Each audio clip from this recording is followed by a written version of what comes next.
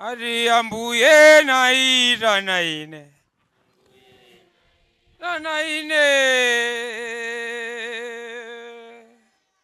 naira naine tapumulire kuno mwana we tapumulire kuno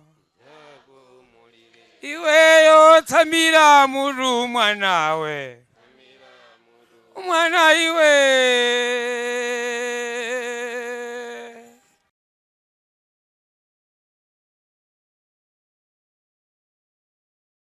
Yafikaso nthawi yathu ya programu yathu yakudziwa Baibulo langa imene amalipatsira ndi Alilongwe School of Biblical Studies ku Mitundu ku Lilongwe. Cholinga chake ndi chomwe chicha ndithu kuti ife tizitha kudziwa bwino Baibulo lathu. Takhala tikuona kuchokera m'buku la Mlaliki ndipo lero ndi phunziro lathu la namba 10 kuchokera buku limene la Mlaliki limenenso lili lomaliza. Taphunzira zinthu zambiri kuchokera buku limene la Mlaliki, mlembi wake Solomoni amene anali mmodzi mwa anthu amene anali anzeru. Ngakhale tikaona buku la 1 Mafumu chapter chake cha 4 verse yake 32 timapeza kuti Solomoni analemba zinthu zambiri zimene zimaonetsa ndithu kuti munthu uyu anali wanzeru. Buku limene la Mlaliki chapter 11 ndi chapter chake cha 12 limene lichiphatikize kupanga phunziro lathu lomaliza, anatipatsanso malangizo ena amene ali ofunikira kwambiri pa moyo wathu wa tsiku ndi tsiku. Pokhala munthu wanzeru pali zinthu zambiri zimene anakamba zimene iye zinamuchitikira, komanso pokhala munthu wanzeru zimene amadziwa ndithu kuti anthu zidzachitikira. Ndipo mu chapter chimenechi kapena ma chapter awiri amene wawa akambamonso zinthu zina zimene amafotokoza za kuti moyo wa lero komanso wa mawa. Mwina munthu atangokamba za moyo wa lero komanso wa mawa mwina sizingamveke bwino, koma ndi zimene amakamba. Amafuna kutanthauza kunena kuti chani? Ukamakhala moyo wa lero dzikumbukira kuti kuliso mawa. Pala anthu ena amene tikamakhala nthawi zina timanguti basi tisangalale lero sudziwa chimene zigwe mawa. Nzoona tisudziwa zimene zigwe mawa, koma uzindikire kuti mawa lilipo. Mawa likhalapo, kaya yokhala ulipo, kaya yokhala kulibe, koma mawa likhalapo ndithu. Ndi mulembi wa buku limene akuti kuti ukamakhala udzikumbukira zimenezo kuti lero ndi mawa ziziyendetsa bwanji. Inde sitidziwa za mtsogolo koma udzikonzekera kuti ukafika mawa muzakhala bwanji. Ndiyeno mu buku limeneli tiligawa magawo athu atatu. Gawo loyamba mawa kakufunika kothandiza ena, anakamba choncho. Komanso gawo lachiwiri kufunika kosamala moyo, kuti kodi chifukwa chani chimenechi ndi chofunikira kwambiri kusamala moyo. Komanso chachitatu cholinga cha moyo, kuti cholinga cha moyo uno ndi chani. Tiyambe mu buku limene la Mlaliki chapter chake cha 11 verse yake ya 1 ndi verse 2. Koma gawo loyamba limene mfumu akambeza kufunika kothandiza ena ndikuzipeza Mlaliki chapter 11 verse 1 pana verse yake ya 6. Verse 1 ndi 2 akunena kuti ponya chakudya chako pamadzi udzadzipeza popita masiku ambiri. Gawira asanu ndi awiri ngakhale asanu ndi atatu, pakuti sudziwa choyipa chanji chidzaoneka pansi pano. Choyamba chimene akunena pa verse 1 kuti ponya chakudya chako pamadzi. Ambiri mwina zimene anena papazi ndi zinthu zoti mwina tinazionapo. Mwina umathatenga chinthu chako chitaya pamadzi, kodi chinthu chako ukachitaya pamadzi umayembekezera chani? Ndi mulembi wa buku limene kuti ponya chakudya chako pamadzi udzadzipeza pakapita masiku ambiri. Akuti udzadzipeza pakapita masiku ambiri. Ukayiwerenga verse iko zonse zimene akamba papazi zinthu zoti zosatheka. Sungatenge chakudya chinthu chinake uponya pamadzi, munotenge chakudya uponye mu mtsinje kaya mu nyanja kaya mu chani. Ndio werenga kuti apakadutsa masiku 4 ndipite kachitengeso chakudya ichi. Pali kuthekera kuti sukachipeza. Zikhala chapita, chikhala kuti chapita basi chasokonekera. Koma mlembi akunena kuti ukaponya chinthu chako pamadzi paja ukapita pa masiku angapo ukapita ukachitaniso ukachipeza. Komanso verse 2 akunena kuti gawira asanu ndi awiri ngakhale asanu ndi atatu, pakuti sudziwa choyipa chanji chidzaoneka pansi pano. Ndatolo kugawa gawira awiri asanu ndi awiri asanu ndi atatu chifukwa sudziwa kuti chidzaoneke ndi chani. Chimene amafuna kunena apa kwambiri nkhani yoti chani. Akakamba zakuponya chakudya chako pamadzi afuna kutanthauza kuti uthandize koma usayembekezera kuti ulandira kanthu. Uthandize koma usayembekezera ulandira kanthu. Komabe ngakhale tunena matanthauza zimenezo koma tisaiwale wanena kuti chani pakadutsa masiku angapo ukapita ukachita ukachipeza. Tsono afuna kutanthauza kuti chani? Afuna kutanthauzira ife kunena kuti ifeyo pokhala anthu tikamathandiza tisayembekezere kanthu. Umpatsa munthu monga ukamaponya chakudya chako pamadzi pa mtsinje kapapa nyanja suyembeza kuti ukachipeza. Koma kuti pakapita masiku angapo ukachipeza chimene afuna kutanthauza chonena kuti chani? Ukamathandiza munthu usayembeze kuti munthu adzakubwezera. Komabe udziwe kuti kuli Mulungu. Mulungu adzakupatsa. Ndimene afuna kunena. Pakapita masiku angapo sungakachipeze chinthu cha pamadzi koma udziwe kuti popeza wathandiza osowa akuti Mulungu adzakutaniso weyo ndithu adzakupatsa. Ukamamupatsa munthu uyu usayembekezere kuti akubwezerenso munthu mwe. Timaziona buku la Mateyu chapter 5 verse 42 komanso verse 46. Akuti ufotokozenso imodzimodzi. Ukamathandiza anthu osowa usayembekezere anthu osowa adzakuthandiza kapena adzakubwezera. Zili ngati utenga chinthu uponya pamadzi ora akuyenda kupita. Suyembekezere kuti udzakachipezapo osowa. Komabe umakachipeza chifukwa chonena kuti Mulungu ndi amene amadalitsa. Popitirira verse 3 ananena kuti mitambo ikadzala mvula itsanulira pansi. Mtengo kagwa kumwera kapena kumpoto pomwe unagwa mtengopo udzakhala pomwepo. Akunena kuti choyamba limene mitambo ikadzala mvula itsanulira pansi. Chimene afuna kunena ndi chani? Tikakamba za mvula timaona kumwamba mitambo. Ndati mitambo ija ikadzadza mvula imatsanulira pati? Idzatsanulira pansi. Amadzadzitsa mitambo mvula ndani? Ni Mulungu. Ndipo mitambo ija imene imachita chani? Imagwetsa mvula pa ifeyo. Mulungu amatidalitsa ifeyo. Ndakatidalitsa ifeyo akuyembeza kuti nafenso tidalitsena. Mulungu amatenga mvula ipatsa mitambo imatulutsa mvula icho kutigwetseranso pa ife. Ndi zimene afuna kunena kuti tisaiwale anthu osauka. Monganso Mulungu amene amadalitsira mitambo imadalitsa ena. Ife sitimatenga madzi ukapatsa mitambo koma Mulungu amene amapatsa madzi mitambo. Ndakuna kuti tikumbukire chinthu ichi tisaiwale kuthandiza azathu osowa. Makamaka tikamathandiza tisayembekezere kuti adzatipatsa china chake. Tikathandiza kuti basi zapita zimenezo zatha. Koma amene adzatipatse ni Mulungu, ifa Mulungu ndi amene amadalitsa. Koma osati tiyembekezere munthu. Pa verse 4 anapitiriza kunena kuti woyang'ana mphepo sadzafesa ndi wopenya mitambo sadzakolola. Chimene afuna kunena ndi chani? Usayembekezere kuti nyengo zonse zitokhala mmya zonse bwino kuti uthandize ena ayi. Ukamayang'ana mphepo ukamayang'ana zina zonsezi sufesa sukolola.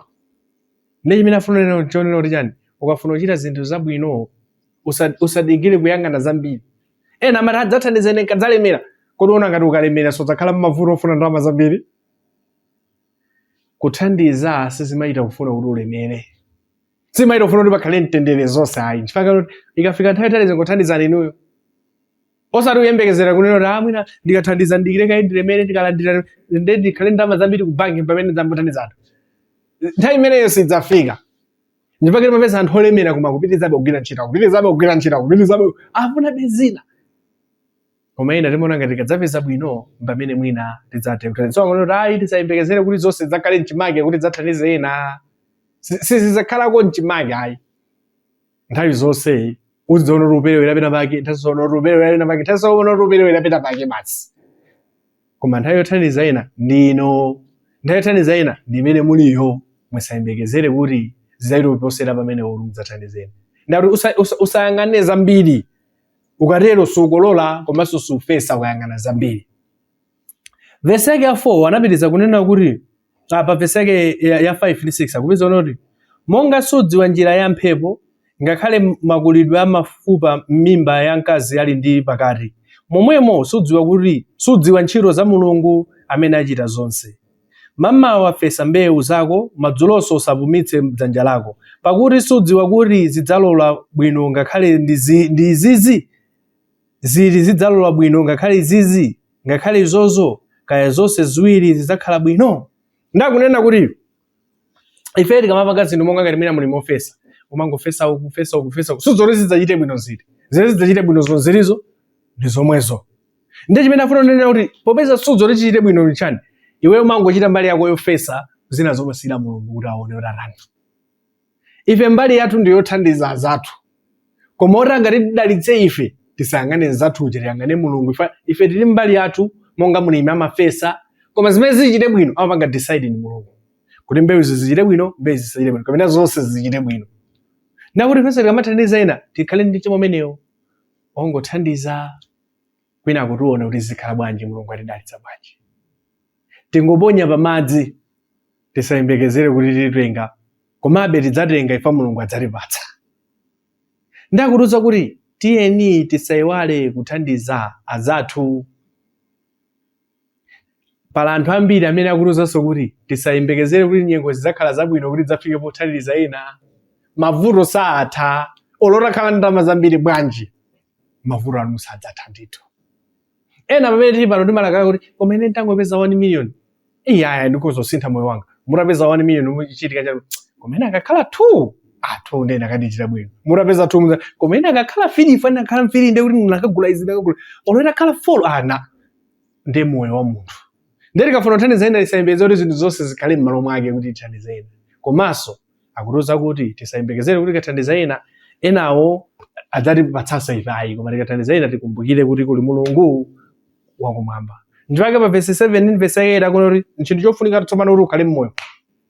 Chongofunika kukhala mmoyo. Verse 7 ndi akunena kuti inde tikuwunika nkokoma, maso napeza bwino nkuona dzuwa. Inde munthu akakhala ndi moyo zaka zambiri akondwerere ndi zonsezi, koma akumbukire masiku andima kuti adzachuluka, zonse zili nkudza zili zachabe. Ndakunena kuti munthu akondwerere pamene ali ndi moyo, chifukwa masiku akufa akuyandikira.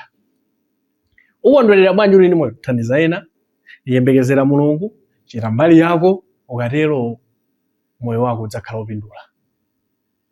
Moyo wathu ukhala wopindula ngati tupanga zothandizazo ena.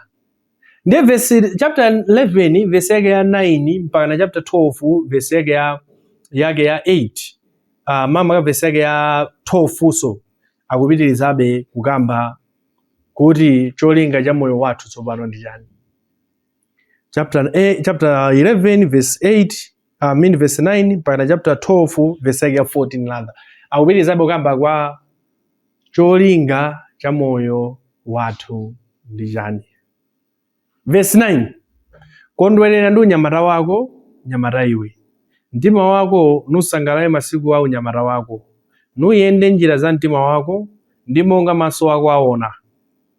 Koma dziwitsa kuti Mulungu adzanena nawe mlandu wa zonse. Verse 9 akunena kuti nyamata kondwera. Inde tudziwa m'buku limene wakamba zambiri zachabe, koma akunena kuti iwe nyamata kondwera. Akuti kondwera ndi unyamata wako sangalala. Chifukwa nchani panga focus pa nyamata utakondwere. Ukakhala nyamata ndi nthawi imene umafuna kupanga experience zinthu zina zimene sunapanga experience moyo mwako. Ndi akunena kuti umakhala tulu wang'ono jo umamangika ndi apa wafika kuti wakulopanga experience. Ndi akuti nthawi imene kondwera sangalala ndithu iweyo. Koma usayiwale kuti uli Mulungu. Ena verse imene yamangofuna kuimvetsetsa bwino mbali imodzi koma mbali nayo sayifuna imvetsetsa. Amafuna kumva kuti apa nyamata zisangalala basi. Inde. Koma kuti usayiwale chani? Usayiwale kuti kuli Mulungu. Kodi Mulungu chifukwa chani kuti tisayiwale. Ukakhala nyamata ukangomuyiwala Mulungu kuti udzamkumbukire utakula so padzavuta. Koma ukamkumbukira uli nyamata zauthandiza kuti ukamakulawo. Pali zinthu zina zimene ukakula umaziona zachabe. Pali zinthu zimene uli wang'ono umaziona kuti zosangalatsa kwambiri. Koma ukakula umaziona koma ine zimene ndikapanga chifukwa chake chani. Pala anthu ena masana ukafunsa kuti sukulu amene alephera kuzoli ndakulephera ati mathawo mapita video show oti mathawo akapanga zakuti zakuti. Ndemano para akulu wafunsa kuti bwanji koma ine madana ndi time ndakadziganizira koma nthawi imene akaona ngati apanga zinthu za zero. Nyakunena kuti uli nyamata kondwera koma usayiwale kuti kuli Mulungu. Verse 10. Chifukwa chache chotsani zopweteka mtima mwako, nulekanitsa zoyipa ndi thupi lako, pakuti ubwana ndi unyamata ngwachabe. Akuti usayiwale Mulungu, tisangalale koma kuti tichotse zoyipa. Ndi chimene afuna zotheka munthu usangalala koma usasangalala nzoyipa. Koma amene masiku ano akaona anthu achinyamata akanasangalala amakhala apanga chani? Ndoti mwina ndi mowa, fodya, chiwerewere komanso machimo ena ambiri. Ndamalote koma apa ndi munthu akusangalala nawo moyo.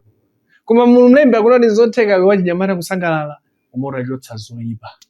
Koma ambiri likati usangalala ndi tikuikapo zoyipa. Tuikapo zoyipa ifake nja tikuyiwala Mulungu. Ndoka iwala Mulungu akunena kuti chani? Udzaziona. Tsiku lino udzakumana naye amene umuyiwalayo. Ndoka udzakumana naye udzati chani? Chapter 12 verse 1 akupitirizaso zomwezo koma kuyamba kukumbutsa verse 12 chapter 1. Ukumbukirenso mlembi wako masiku a unyamata wako asanadze masiku oyipa ngakhale zisanayandikire zakazo zakuti udzati sikundikondwereranso nazo. Akupitirizaso kubweza kuti usayiwale Mulungu wako. Chifukwa chake njani akunena usayiwale Mulungu wako? Akuti masiku ena akubwera amene zinthu zimene zimakusangalatsa ziye zakhala zopanda ntchito. Zakhala zachabe. Zinthu zina ukakhala wang'ono zimakhala zinthu zabwino. Koma ukamakula zimakhala zinthu zoyipa. Ndakuwuza iwe nyamata kunena kuti usaone ngati zimene zikusangalatsa leroli 30 years from now zakhala zokusangalatsabe ayi. Zakhala zopanda ntchito. Dziko limasintha, zinthu zimasintha, ukamakula zinthu zimasintha. Ndakuti wewe pokhala nyamata usayiwale chinthu chimenecho. Zimene zikusangalatsa lero zakhala zosangalatsa mpaka kale. Ndakuti ukamasangalala mwanzeru usasangalale ngati wopusa. Chifukwa nchani ukasangalala ngati wopusa udzayiwala Mulungu ndi udzakumana naye Mulunguyo udzaoneka wopusa weniweni tsopano. Chifukwa wasangalala poyiwala Mulungu. Verse 2 mpaka verse 8 anakambamo zina mwa zomwe zimachitikira munthu ukamakula. Anakamba zina mwaitsazo pa verse 4 akunena kuti pa khomo lakunja padzatsekeka potsika mawu akupereka. Wina nanyamuka polira mbalame ndipo akazi onse akuyimba sadzamveka bwino. Ndakuti akazi onse akuyimba sadzamveka bwino. Munthu ukamakula olo nyimbo zimene zabwino sizikhaso zabwino. Ati akazi onse oyimba aja akamakuyimbira ti nyimbo timauta nthere mwene sitikhala tabwino. Chifukwa njani? Ukukula ka. Zinthu zimene zimakusangalatsa long'ono pano sizingakusangalatsenso. Ambiri ukakhala nyamata pano ukavalidwe kasapato kazovala ukakhala wang'ono maono akamukagule t-shirt kagule koma ukamakula munthu akakula zimene samazona bwana ndingovala shati bwana ndingovala izi zopanda chiro. Ukamakula. Ndakuti uchenjere chifukwa zimene zikusangalatsa pano sizakhala choncho mpaka kale. Ndi madecision amene upanga pano la nyamata adzakukhudza wankulu. Kuti akadzakukhudza udzakhala warani udzarani iweyo. Pa verse 5 ananenanso nthu ina chimene chimachitika kumwakula. Inde adzaopa pazapamwamba pa njira padzakhalapo zoopsa nchiuno dzaphuka dzombe ndi kukoka miyendo zilakolako ndi kutha pakuti munthu amapita kwawo kwamuyaya akulira maliro nayendayenda panja. Ndakunena pa verse 5 yakuona kuti pali zinthu zinaso zimenenso Yesu zakhala zoti sizikutaniso sizikusangalatsanso ayi. Pali zinthu zimene zinali zabwino zakhala ngati zoopsa komanso dzombe kukoka miyendo yako zilakolako ndi kutha afuto. Pali zinthu zambiri zimene zonoti izi zopanda ntchito ndi basi. Ndi chifukwa kunena kuti ukamukumbukira wang'ono ukamakula muja umakumbukirabe. Koma ukamuyiwala wang'ono ukadzakula zinthu zikadzakhala zopanda ntchito udzayiwalabe umukumbukira Mulungu wako. Tiyeni tisangalale koma tisangalale bwino. Pa verse 7 sanakambanso ndinonso fumbi ndi kubwerera pansi pomwe linali kale mzimu ndi kubwerera kwa Mulungu amene anaupereka. Ndakuona kuti imafikanso nthawi yoti ukakula muja kena kumachitika cha kumamwalira. Ndiso mana nkhani makhaburu kuti ukamwalira ukapita uko ngati unamuyiwala Mulungu wa nyamata. Ukakakumana naye ukatani Mulungu uja ukakakumana naye ukatani ndi zimene akunena ato. Iwe uli apa Mulungu ali apa. Ndakaufunsa wandikumbukira ine. Wakorona muyiwala kale uli wa chinyamata. Ndakuti osamango khalapo uri moyo muno. Ukamakhala munthu wachidziwitso, ukamakhala munthu wanzeru. Ukamasangalala koma musayiwale Mulungu. Koma ukangomanga mistake yomuyiwala Mulungu wadzibweretsera wekha mavuto akulu. Ndakunena kuti ifeyo pokhala anthu tiyeni tizikumbukire ndi zimenezo. Verse 9 ya chapter 12 akunena kuti ndiponso pokhala wanzeru mlalikiyo anaphunzitsabe anthu nzeru. Inde anachera makutu nafunafuna nalongosola miyambi yambiri. Verse 10 mlalikiyo anasanthula akapeza mawu okondweretsa ndi zolemba zowongoka ngakhale mawu oona. Verse 9 verse 10 akunena kuti mlaliki amene anakambadi zinthu zambiri ndipo anthu amene amafuna kumvera anamumvera, anthu anatchera khutu, ofuna kutchera khutu, osafuna kutchera khutu anatseka. Koma nkhani yayikulu iponena kuti kodi khutu lanu mukutchera kapena mwatseka mulachinyamata. Ndakunena kuti mlalikidwa anali munthu amene anaona zinthu zambiri. Tisaiwale chapter 2 chapter 3 zimene anachita. Anali ndi malo, anamanga manyumba, anagula minda, anali ndi oyimba, anali ndi chani chimene Solomoni sanayesere. Sinukhoti mungachipeze chimene sanayesere. Zimene zinalipo nthawi imeneyo, of course zosiyana ndi pawo. Zimene zinalipo nthawi imeneyo Solomoni anayeserako. Akakhala kukwatira anakwatirapo. Akakhala kuthetsa mabanja ndi sinkhani.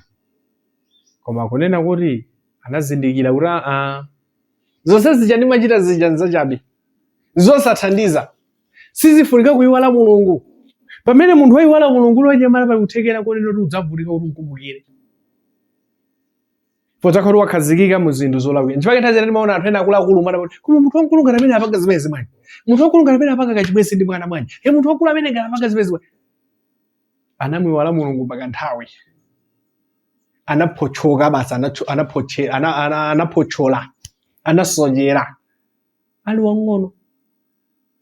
Ambiri lero tikuvutika ndi ziganizo zina ifo tazipanga zolakwika lero ang'ono. Ndakunena chinthu chofunika kuti usamiwale wang'ono. Nizotheka kusangalala uli wang'ono koma utachotsa zoyipa. Nizotheka. Verse 11 ndi verse 12 ananena kuti mawu anzeru akunga zisonga zomwe yakundika mawu amene m'busa mmodzi awapatsa mawu awo akunga misomali yokhomedwa zolimba. Pamodzi ndi izi mwana wanga tachenjezedwa pakuti saleka kulemba mabuku ambiri ndipo kuphunzira kwambiri kutopetsa thupi. Akunena kuti mawu a Mulungu kapena mawu anzeru akunga zisonga omwe akundika mawu amene m'busa mmodzi awapatsa mawu awo akunga misomali yokhomedwa zolimba. Akuti mawu anzeru nthawi zina zowafananitsa mwina ndi nsomali oti ukakhoma chinthu amakhala wakhoma motsimikika ndithu. Mawu anzeru sali chimodzimodzi. Munthu ukasunga mawu anzeru umakhala wasunga moyo wako. Buku la Miyambo mlembi amene anakambapo zinthu zambiri.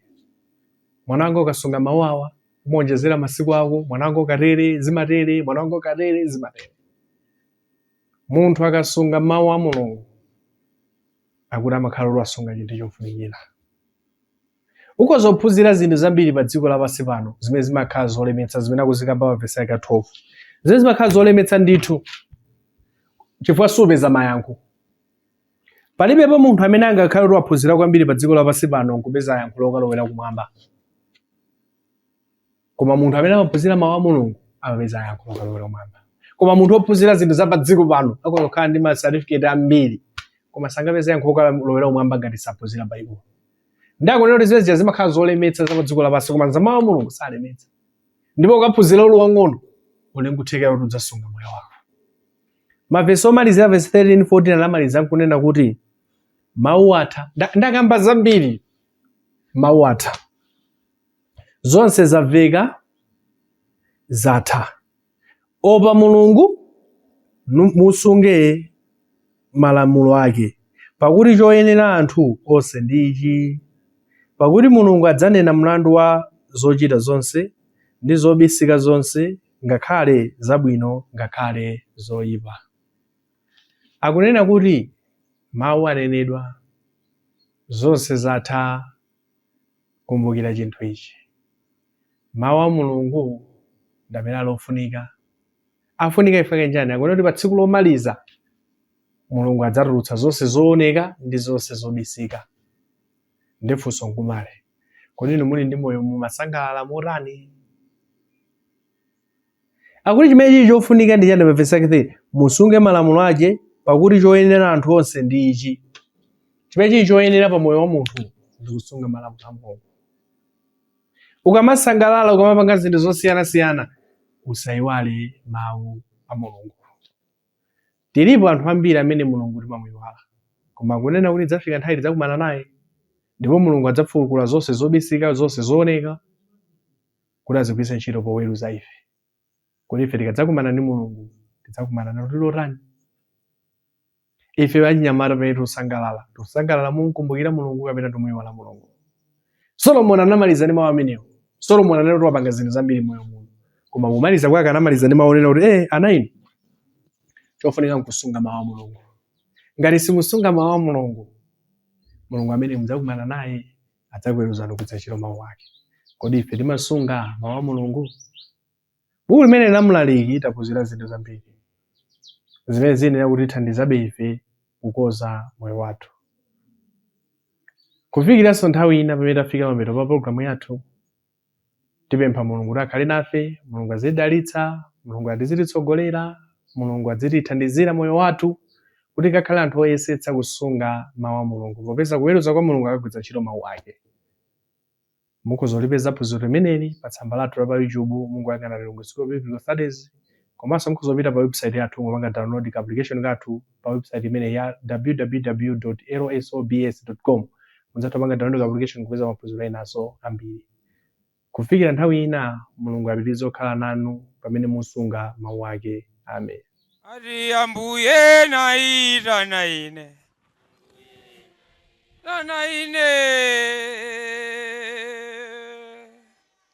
naitana ine dzapumulire kuno, mwanawe dzapumulire kuno, iweyo tsamira mutu mwanawe.